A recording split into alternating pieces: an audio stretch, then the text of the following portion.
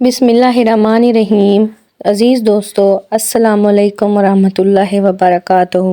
آج کی کہانی کا باقاعدہ آغاز کرتے ہیں۔ حضرت فاطمہ الزہرا سلام اللہ علیہ کی زندگی ہمارے لیے مشعل راہ ہے۔ حضرت فاطمہ الزہرا سلام اللہ علیہ نے شادی کے بعد جس نظام زندگی کا نمونہ پیش کیا وہ طبقہ نسواں کے لیے ایک مثالی حیثیت رکھتا ہے۔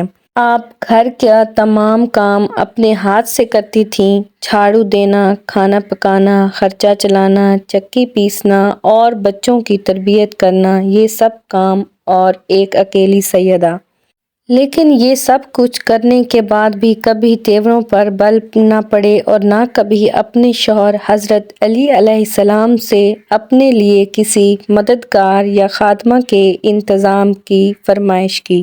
اس کے علاوہ اسلام کی خاطر لڑی جانے والی جنگوں میں بھی حضرت فاطمہ الزہرا سلام اللہ علیہ نے اپنا کردار ادا کیا۔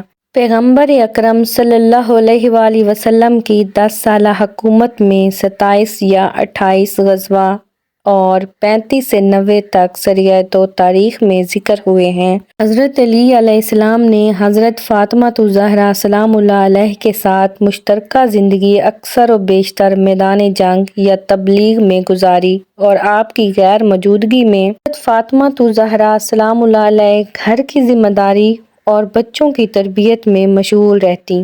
آپ اس کام کو اس طرح انجام دیتی تھی کہ آپ کے مرد مجاہد شوہر نامدار اچھی طرح سے جہاد کی ذمہ داریوں کو انجام دیتے، اور پھر آپ اس عرصہ میں شہیدوں کی عورتوں اور بچوں کی مدد فرماتی، ان سے ہمدردی کا اظہار کرتی، اور کبھی کبھی مدد کرنے والی عورتوں کی تشویق کے لیے ان کو ان کی ذمہ داری کا احساس دلانے کے لیے اپنے محرم افراد کے زخموں کا مداوع کرتی۔